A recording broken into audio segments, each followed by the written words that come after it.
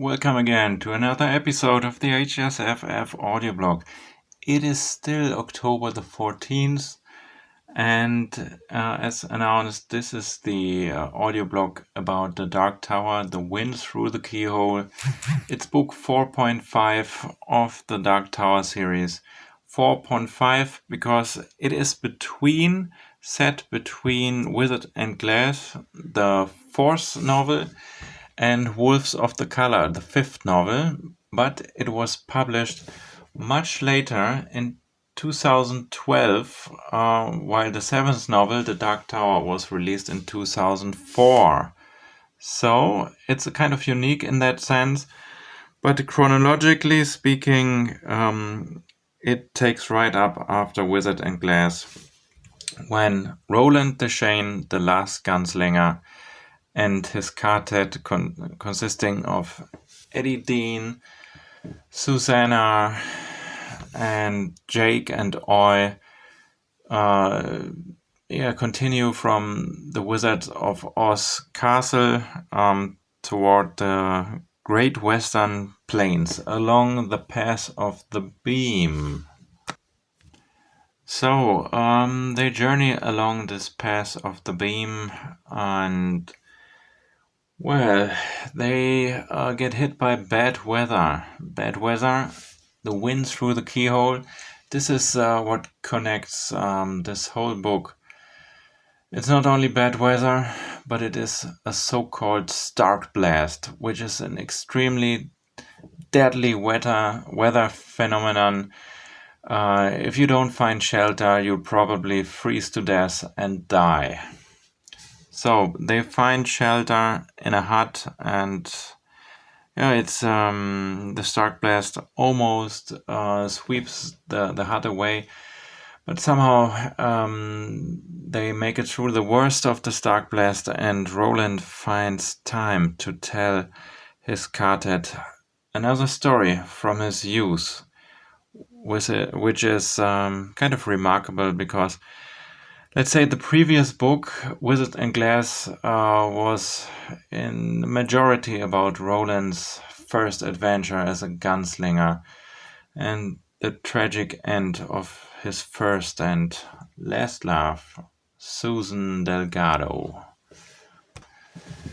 And this story in a story, it takes up also when young Roland returned from Mage's barony to Gilead, and when he somehow had to stomach all of the events, the terrible loss of his first love, and the growing up necessarily of his companions, all of this we find ourselves in, and Roland is given another mission by his father, Stephen Deschain, because the good man, John Farson, he's on the march against Gilead, and Stephen Deschain doesn't have time to spare for all the other little things that happen in at the edge of the stable world of Midworld. So they get sent out to make sense of a number of killings in a mining town. This is once they get there, and they get accepted by the sheriff sooner or later. Remember, they are still very young, and being young in an authoritative position is not easy. But they get accepted, and they soon discover that there's a skin man making the rounds. It's a shapeshifter, and he's killing large portions of the village. Well, eventually they identify him, and they solve the problem, let's say. But another Starkblast. A Starkblast is coming in. And young Roland, along with his companion Jamie and a saved orphan, find himself in another isolated hut situation. And Roland, young Roland this time, begins to tell a story, a fairy tale he heard back in his childhood, narrated to him by his mother. In it, Tim Ross, a young boy in a forest village, they live from wood cutting.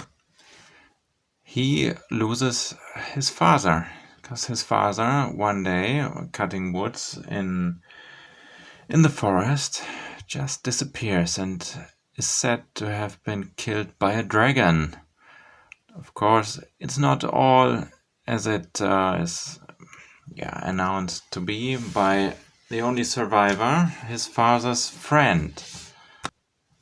His friend, Kels, who turns out to be an evil guy. Also, there's an appearance of a kind of, let's say, Randall Flagg character. The Man in Black is here under the guise of the Covenant Man. And as this book was narrated by Stephen King himself, I think Sai King, he did an excellent impersonation of the Covenant Man. Really unique voice. Great job, Stephen King. So, young Tim Ross, he has to discover all of it. It's really a kind of a fairy tale here. And there's also a tiger, a wizard, there's a Starkblast in it. So a story inside the story inside the story.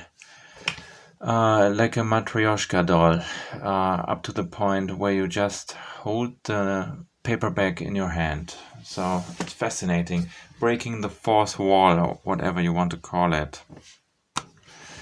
So I enjoyed it. As I've said before, this is the second journey to the tower for me. I did one 15 years ago or so, and now going through it as an audiobook, it was a pleasure. The drawing of the three and the wasteland and Wizard and Glass were narrated by Frank Muller. Frank Muller, he did an outstanding job, and well, from what I read, Frank passed before his time, most unfortunately. And now we're back with George Giddel going into the next audiobook. So for me, finishing this audiobook, I can finally pick up with Wolves of the Color. I'm doing the second run to the tower with my brother together. He's also doing the audiobook treatment, but he's 15 hours or so ahead of me. So I might have to listen to Wolves of the Color some more intensely to catch up. Yes, Dark Tower, it's a great time again. Certainly one of the great series in literature, at least for me, because I'm a huge constant reader, Stephen King fan, lifelong reader. Anyway, just need to finish this up. If you made it to the end, feel free to give us thumbs up or subscribe. I'm more or less regularly updating this audio blog. There has been a gap recently. Well, I promised to myself it won't be the case anymore. Let's see about that. Anyway, have a great evening, or day, or whatever. Bye bye. Till next time. Long days and pleasant nights.